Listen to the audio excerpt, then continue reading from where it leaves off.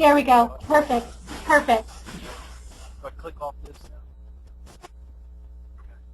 now? Okay. So I thought what we do here is talk a little bit about what I see going on here. And I'm trying to get this one off to the side here.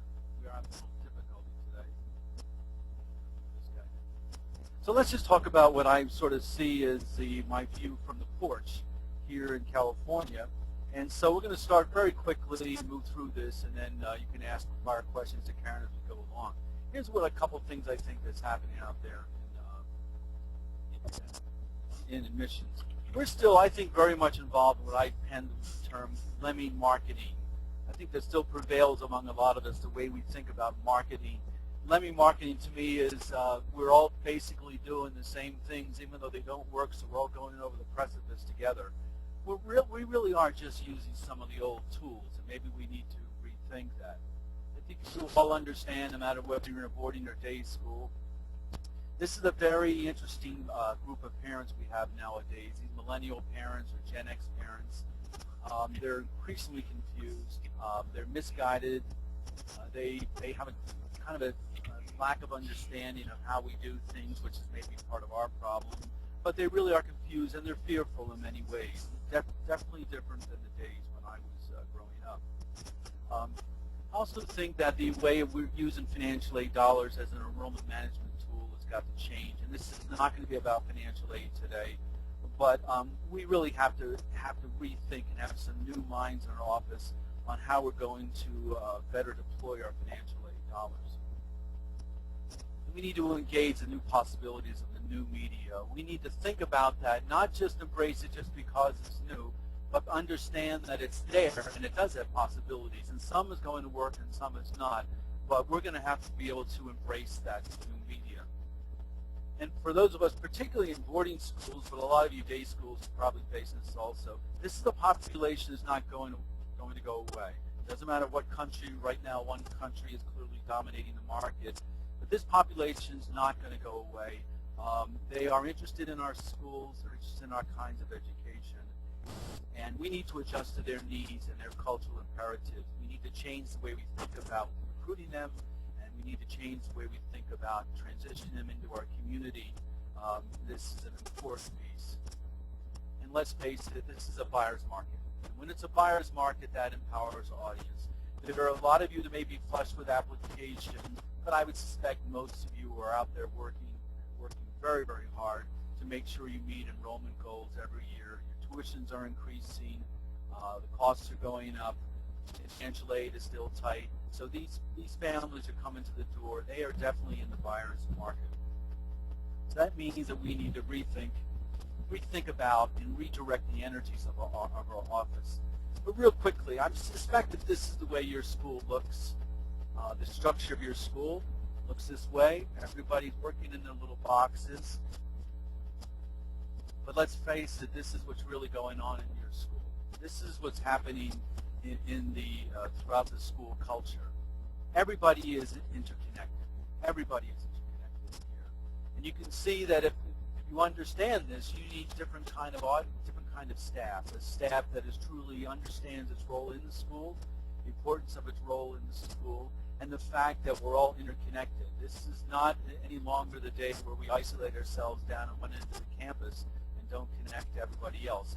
We affect everybody. We admission officers affect everybody and are, quite frankly, affected by everybody in the school. So we have to have a sharp, focused team, and you'll hear me say that quite often. A couple things I'm thinking about, and just sort of, and you can probably put in your own top 10 steps, but here's what I think are the 10 steps to an ineffective admission program. The market is changing. If you don't watch the waves of change, you're going to be swept away. You need to understand that the changing nature of the market, the old way of doing things is probably not going to work. Spending thousands of dollars on newspaper ads is not going to work. The market is not reading newspaper ads.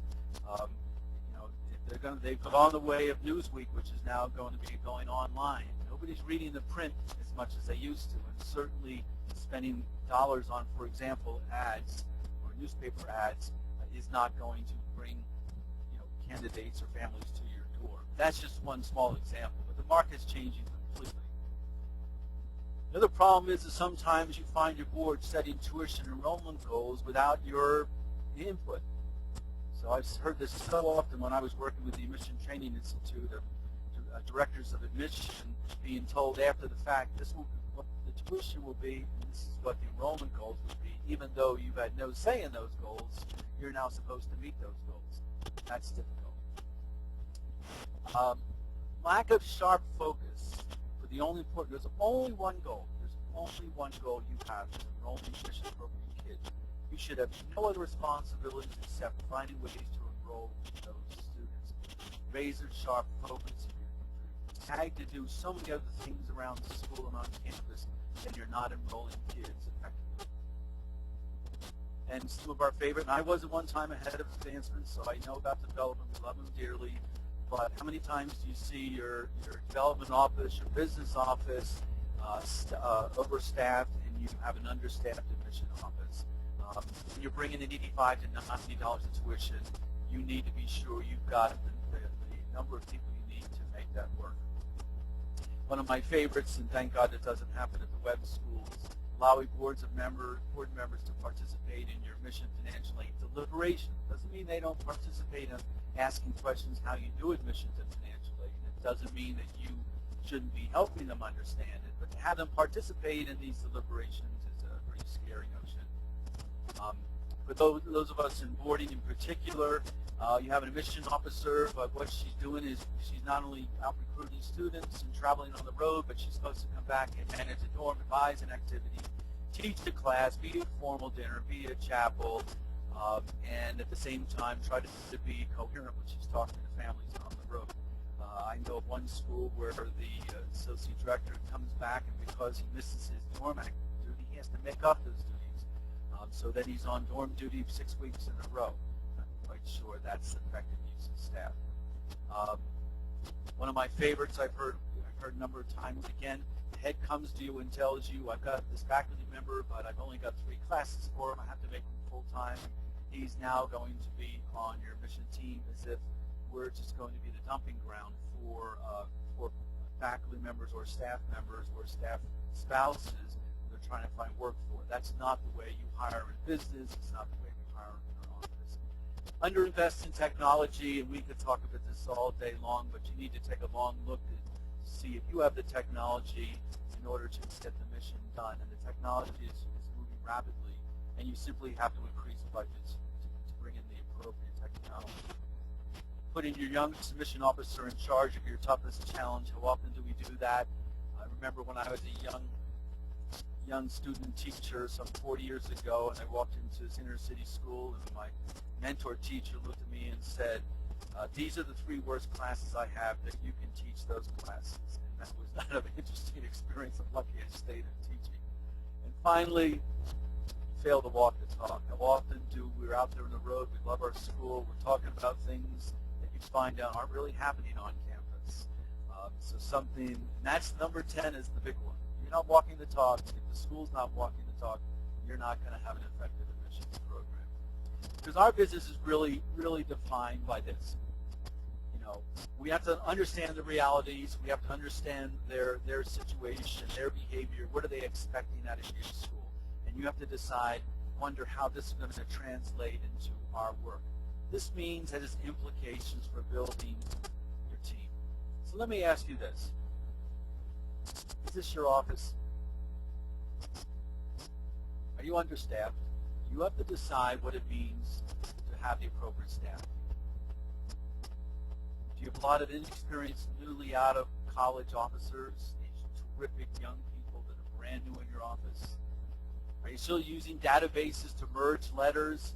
Have you really looked at? Have you really looked at the power of your technology? Are you still using it just to merge letters and send out dear parent, dear applicant letters? Are you doing that?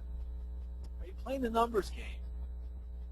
Think about that. It's going to as many fairs as possible so you can tell your board that this year you went to 35 fairs as opposed to 30 fairs, so you can tell them, look at all the fairs we've gone to. Or the more fairs I go to, therefore, touch more people and therefore hopefully get more applicants. I would actually challenge that notion that that's working at all, but we do it all the time. More school visits, more fairs. None of them are working, but we still do more and more, and we're very happy to tell the board.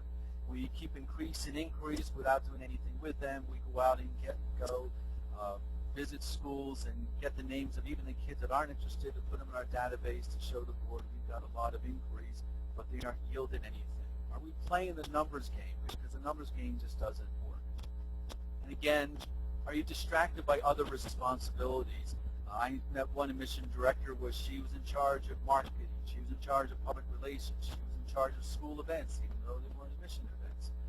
She was in charge of making sure the pre-KK children had their play days, and then the interviews for the elementary school, and it went on and on and on. And she was clearly frazzled, and when she asked me at the end of the day, what should she do? And I said, well, quit. So, or is this your office? You have razor-sharp focus on one goal. That's all you should be thinking about. Your entire mantra should be, how do we fill students? How do we fill our enrollment? Does each member of your staff own something? Do they have something that you give them responsibility for that is clearly theirs, not with you looking over their shoulder, that they feel a part of? Even your receptionist, is that she owns that position? Does she feel like she's part of a bigger piece in the school? Think about that sometimes. And this is what's going on at our school, for example, and it's going on at colleges around the country. Everybody's using customer relations management, and if you want to learn about that, Google it. Customer relations management is basically what you get, what Amazon is using. When you go to Amazon and you have your own account, they know your behavior. They customize their book list for you. That's called customer relations management. When you go to the bank and you go online to the bank, they know exactly what your needs are. This has been going on for years, and most secondary and elementary schools don't even understand it. Customer relations management is customizing your messages, customizing the way you do things to the specific individual, not just to the group. It can be done. It can be done with the right technology. It's hugely successful, and it is what dominates the college world right now. Leo, could I break in here really quick? Sure. We're getting a lot of static, and I'm wondering if it might be your headset. Okay. I don't know. How would I know? Is it possible to just go through your VoIP on your computer?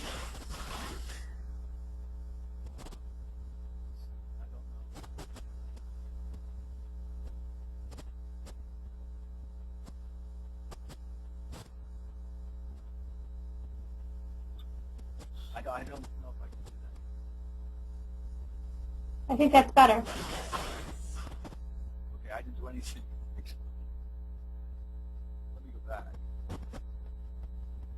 So let me go back. I'm sorry, everybody. And let me go back here. And are you deploying the power of youth? And finally, are you celebrating the wisdom of the people in your office who have the experience? And sometimes those of us who are getting a little older, sometimes you sort of feel like that on campus they're not really listening to us. We have a lot to offer. We've seen a lot. If you have an experienced officer in your office, are you utilizing that wisdom? So what about us boomer directors? And I'm a boomer director. I'm now been doing this business now for admissions alone just 27 years. So what about the boomer directors? What should we be thinking about as we move ahead? Well, this is the new director. Your job is to define reality. You are the eyes and ears of the school.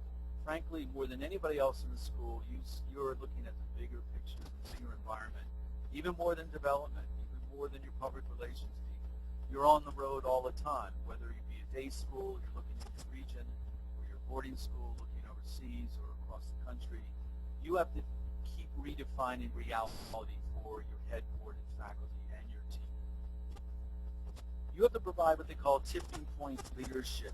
Tipping point leadership basically works at those things at the edges that are eating away at your effectiveness, your ability to be effective in your office.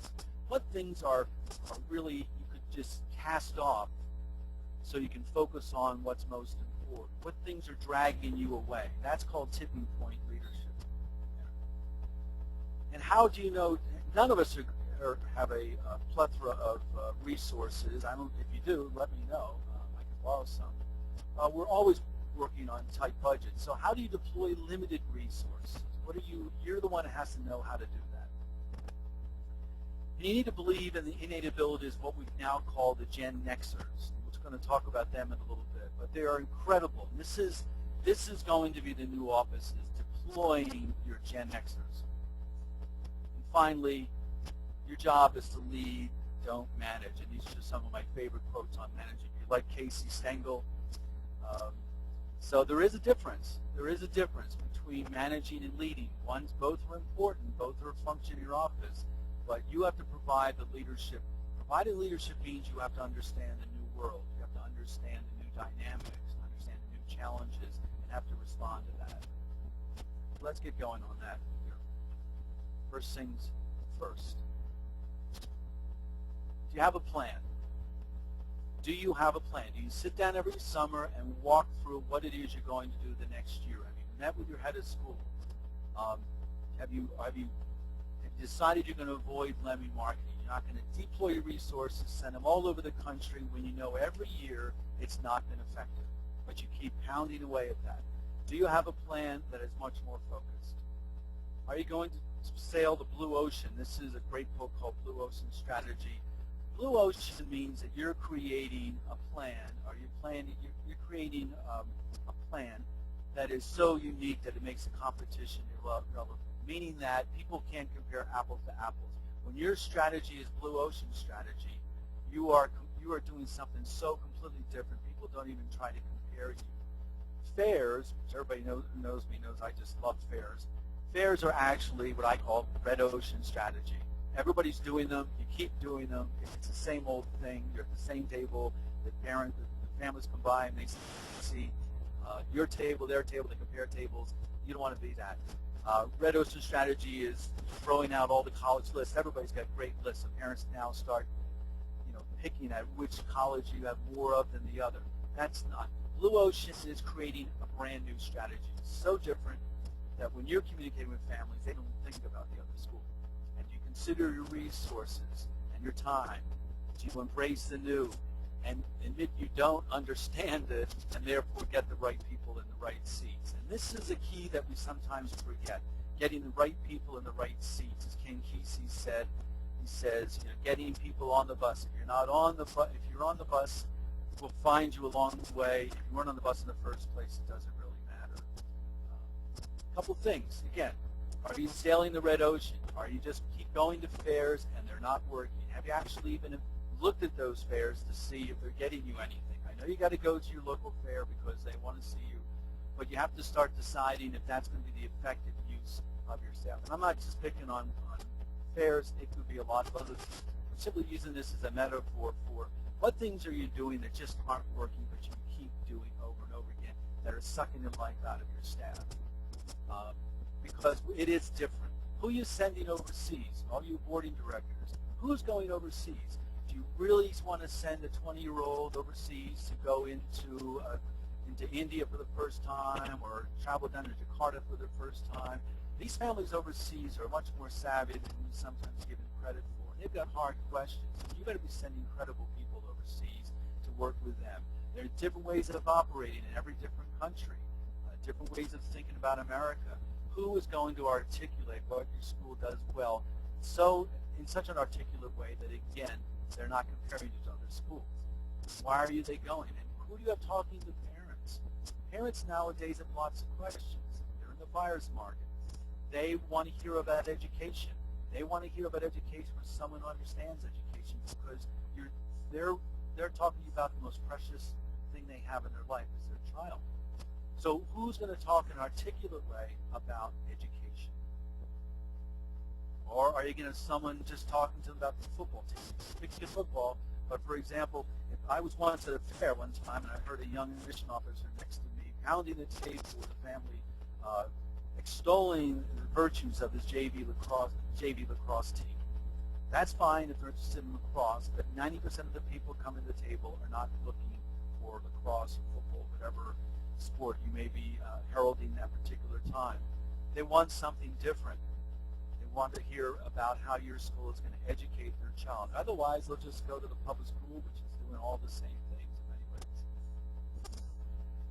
So are you making the right people's decisions? I'm a fan of Peter Drucker. I went to the Drucker School, learned a lot from him, and I think one of the things is we often say to ourselves, I'm just a good judge of people. Well, actually, there are no good judges of people, but there are ways to make the right decisions to get them in the right seats. These are the 5 decisions that he say are most effective. Before you start to assign, get someone to your office, have you thought about what it is that the assignment is going to be? And that's something we think about in this office all the time. I have an opening. What do I want this new person to be able to do based on what I need done in the office? Think through the assignment. Always look at a lot of qualified people. I've often done a lot of these searches where you're blown away by the first person, and there's always an urge to say, this is the one, when in fact you need to look at 3, 4, 5 people to be sure. You really do need to look at 3 or 5 people to decide. Not just decide right away by the first one who's got the best smile, the best personality. They may have a great personality, but they may not have the skills you need in that office to move the office forward. And have you been able to discuss with candidates, with others who work with them? We make this mistake all the time. We're so overwhelmed with these resumes and we're trying to move things forward. We often don't call the references and talk further about them with hard questions, or others have worked with them. Are you doing that? We make this mistake all the time. As a matter of fact, Peter Drucker says that we make mistakes usually 3 out of 4 times. We make mistakes when we're doing our selection because we don't do these 5 steps. And once you decide that person's a finalist, you bring him in and say, let's be sure you understand one more time what it is that the expectations are for this position and the expectations of our office. Do you sit down with that person and say, this is about admission to the school. This is the most important job in the school. I'm not hiring you to be a part-time admission officer because your real interest is hoping someday that you may drift into the classroom. You need to have someone who's going to say, this is what I want to do right now, and I'm going to focus on, I understand what I'm going to do, so there's no surprises when they come into the door. And believe me, I've been through this where I've had some surprises because I haven't followed these decision steps. So this is what Jim Collins said. And how often do you get to the situation where you're about to hire and it's now July and you got to get somebody and you keep saying, well, I might as well get the person who was 5th on my list but I'm not real interested. Then you need to keep looking. Boy, do we make this mistake. We are pressured, and we go ahead and hire. And we know in our gut it's not the right hire. Leave the spot open. I know. What about the extra work? But there's a lot more extra work if you have that person come in the door and it doesn't work out. It's very painful. I've been there before, and you have to move that person on, or the office is in turmoil because you brought in someone and in your gut who wasn't right for the job. And by the way, when you need to make a change, you need to act. You can't sit around and wait for it. And how often do we do that? Oh, I hope it'll work out. I hope it will get better. It will not get better. It's not going to work out. It's not going to get better. It's not going to go away. They're not going to change. If it's not working, you need to go. And you need to put your best people on opportunities. You can't put your best people on your problems. Frankly, that's the job of the director to figure out what to do with the problems. But your best people need to be on opportunities they feel empowered. So this is the group that I've been thinking about. This is the group that I see at SSAT conferences. I see them on the road, and they're absolutely terrific. These are the kids right out of college. They're fantastic, and the possibilities are enormous. What do? These are the young adults who do understand personal computers and cell phones and Twitter and all the things. I'm not interested in Twitter. I'm not interested in learning about Twitter, though I guess I'll have to. They're the ones who really can work the iPads. They're the ones who know how to text faster than you can imagine. They've been living in a world of constant change. And we need to take that power and use that. So think about that. This is the cohort that I think we can empower. Frankly, if you're an office that has a lot of money to bring very expensive associate directors, go for it. but most of us don't have that reality. You may have a director, you may have an associate director, and an excellent assistant, executive assistant, but you've got all this work to do, and you've got interviews to do, and you're a big school, and you've got these young people who are coming in. They're not as well paid as you would like, but they're eager. We've got to tap their talent and understand the world that they're living in, not the world that I'm living in. Here's who they are. Think about this. They totally know how to use your technology. They totally know how to connect with people in different ways. That's all they've been doing. That's the way they live. I had 2 young staff members a couple of years ago who I gave a very simple problem to, demographic study, and the 2 of them put together, because they were so interested and so good at it, they put together one of the most extensive demographic studies from Southern California for a small school I've ever seen, to the point that we could break it down to where the median income levels were for families in local districts and what was the possibility of these families even looking at a school like ours. They went up the coast and looked at other regions we were visiting. It was an amazing study. It went on and on and on, and the board was blown away when we drilled it down to the final summary. But it was amazing, and I simply asked them a simple question. But they were getting in links, demographic links, and bringing this stuff up, and they were so charged up because they were empowered by the whole thing. We still use those studies in a lot of our strategic deliberations. They're the look at me generation. They're the ones who want to be known, want to be paid attention to. That's important. They want to know that they feel like they're part of something. They embrace the new technology, and they're aware of its advantages and disadvantages. I have a young assistant in my office who I walk in all the time, and I say, tell me about Twitter. Do you think it works or not? We have this conversation all the time. And I really listen to her. I listen to her when I say, do you think this kind of video would work, or this YouTube video? What do you think about this? Should we do it there? She's the one advising me, because this group is watching this stuff. And she's very good at telling me what worked, what should work, and what doesn't work. And she's just out of college, and she's fantastic. And they're comfortable with what's going on. They're comfortable with the new ways of doing work. That's very important.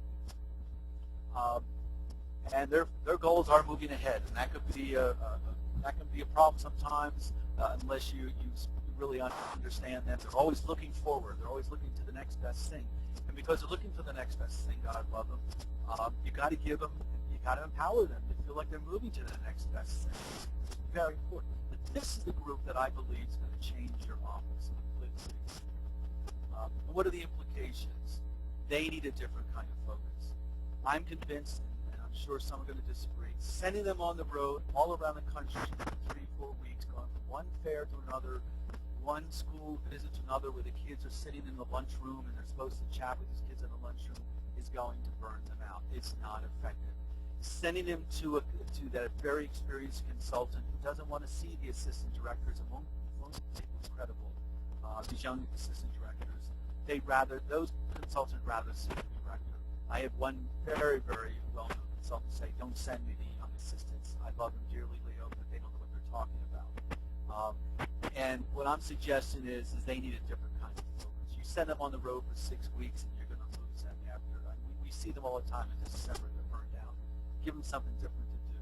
The old job descriptions don't work. You don't take your old job descriptions and say, okay, we're going to give you all the hard jobs that no one else wanted to do in the office or have to be open right now. That doesn't work for the Gen X kids.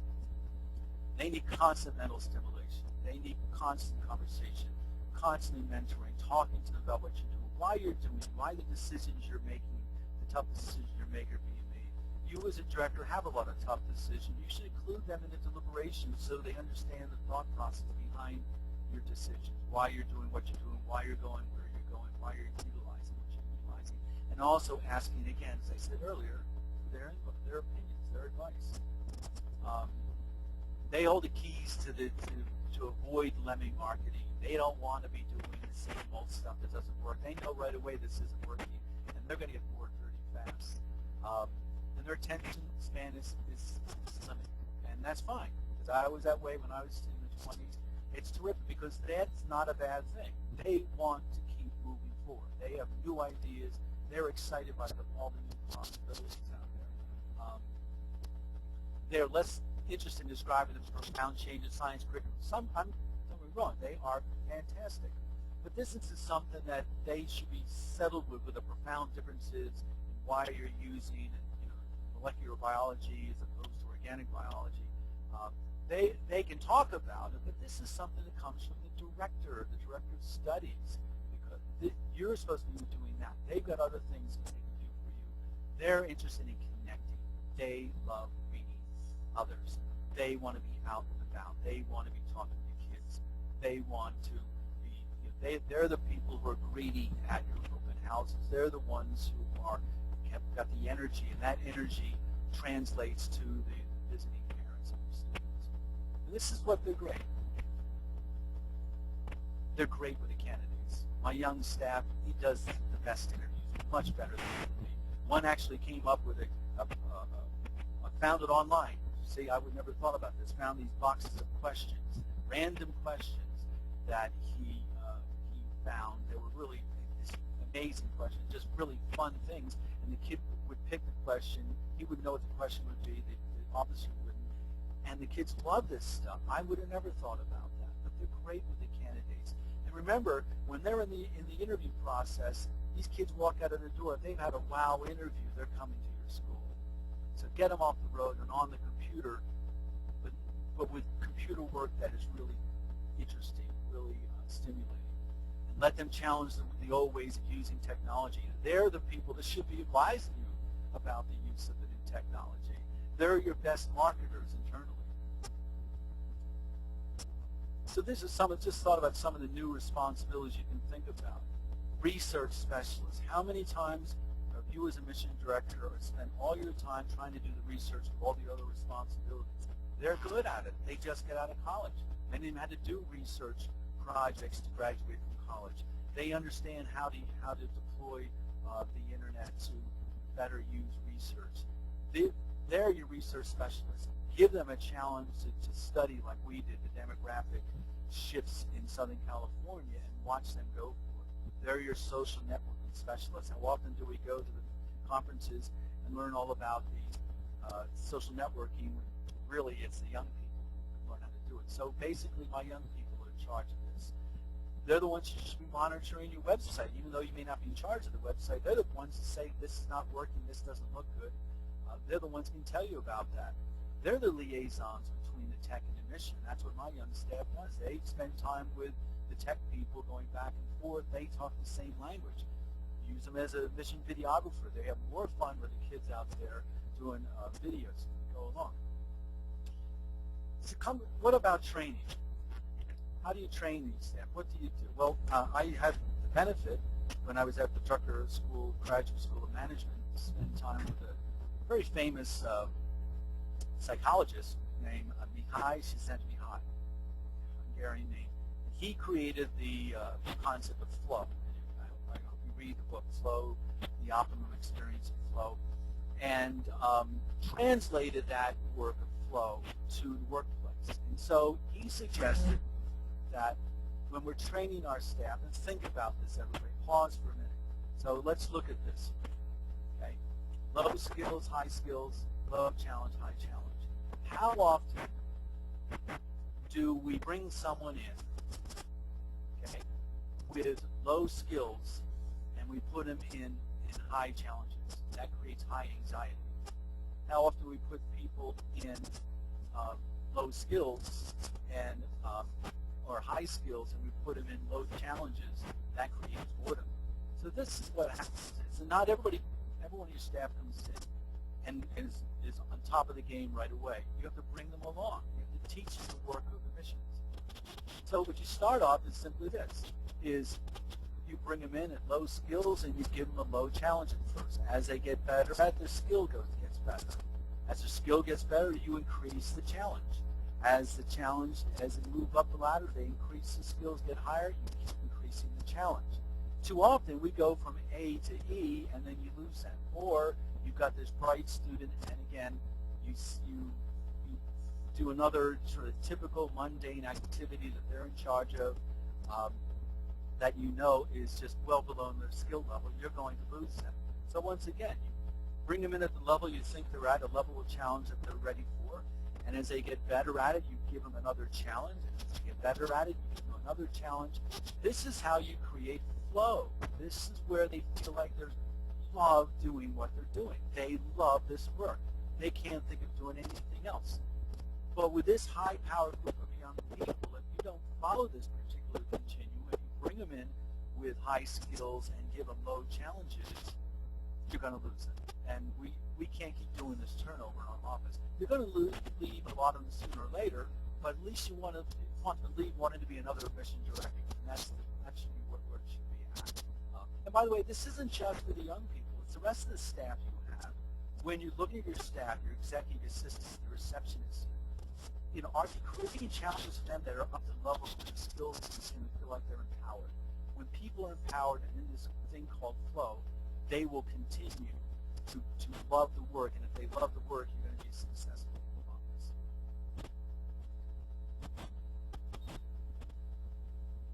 If you all remember, maybe you don't, a long time ago, there was a famous typewalker called Wallenda. It's famous for Wallenda. It was quite an amazing group. And Carl Wallenda was the patriarch. And he once mentioned the following, that walking the tightrope is living and everything else is waiting. Well, think about this in the world of work. Do you let your team walk the tightrope? Do you let them take risks? This is something that we think about all the time, is always letting them take risks. When they're allowed to take risks, knowing that you're going to support them if things doesn't quite go right, that's going to empower them. This is a key piece to leadership, particularly with our young staff. This Wallenda Affect is vision, persistence, self-confidence. Let them walk the tightrope. Let them take some risks. If you think they're ready for that consultant that you want them to see, then go for it. But let them take risks without dwelling too much on what would happen. We have a young assistant. She's about to go to school that I would typically go to. I think she's ready for it. It's going to be her first travel out of the region. I think she's ready for that. I think she's excited by it. We talked about it, and I think this is, if we don't get one or two inquiries from there for some reason, I'm not going to worry about it. And remember, is once we fail at a few things, we learn something. Remember, if we don't try something, then if we don't fail at something because we didn't try it, what's the point? So think about that.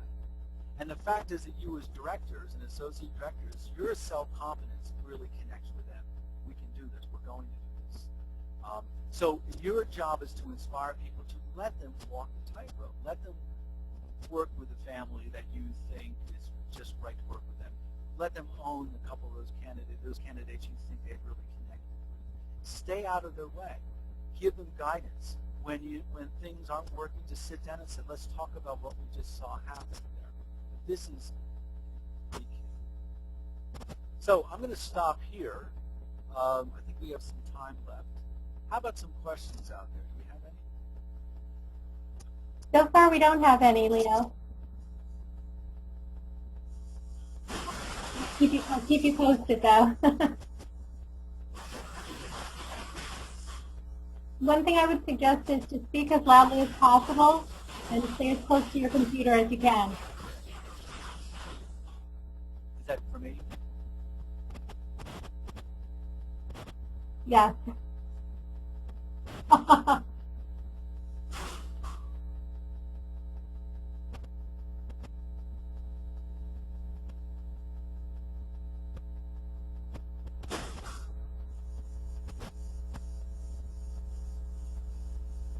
Okay, I don't see any questions coming in. But we should, I guess, move on to the resources. Yeah, I'll leave this up for a little bit because these are some terrific books that are out there right now. If you read Anderson's The Long Tail, those of you who are rethinking how you deploy redeploy your marketing strategies, read this book about the long tail. It's actually quite good. And I'm a fan of Warren Bennis. He's out of USC. He talks about great groups, how you form a great team. And he did a lot of study in this work. He's one of the real Leo? gurus in there. And if you ever read anything by Warren Bennis, you notice I've got 2 books. Yes. We just did get one question from Erin Palmer. And I apologize, it sounds like my sound is going out as well. Any tips or advice for the new admission office that is staffed by 1? For admission office staffed by 1? Yes. Wow. You can't do it just 1. I'm assuming you have I'm assuming you have an executive, an assistant, like someone who's doing some of the answering the phones. If you're the only person in that office, and this has come up with AGI, next office here, you're the only one in the office, you're understaffed. There's no way you can do it all. Your head needs to rethink staffing that office. She says, yes, she has a part-time admin. Yeah. What every office needs to have, I firmly believe, is at least a full-time person on the phone to be taking the calls, to taking the inquiries. You have to have that person. Think about it.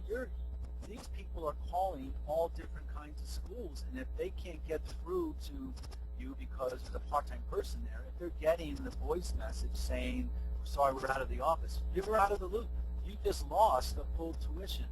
So I don't understand why any school would not fund an office, to support an office, to have the people to do the job. Think about it when you're out there in buying something. Where do you go to a place when you walk in the door and there's nobody to talk to you? You walk over to the next business with the same product. So I don't understand why schools don't fund staff offices appropriately. To have a part-time and to have the director and expect them to fill the school, to manage financial aid, I just find that hard to understand. And I think that the director needs to be back in the head of the school saying, look, where are resources going? If you're adding more resources, if adding another staff member, full-time staff member, where now she's $40,000 a year instead of $20,000 a year, but it brings in 5 more people at a $20,000 tuition or $40,000 tuition, you work out the numbers. So I don't understand why schools would not staff full-time. You need to have a full-time assistant and a full-time officer, and probably, depending on the size of school, a few more. If you're a K-12 school, quite frankly, K-12 schools, you have someone working with a pre-KK, someone working with the primary school, someone middle school, someone with the high school. That may be pie in the sky for some schools, but each one of those groups in K-12 schools have very different interests. Those families have very different interests, and you have to have the staff to talk to them about that. So that's it. Do I have a tip? Get to the head of school and start showing them the numbers and showing them the possibilities. Do your research through SSAT and NAIS about staffing of offices. I know SSAT has done a recent study about staffing of offices, and I think that's going to be important data that they'll release eventually for you to look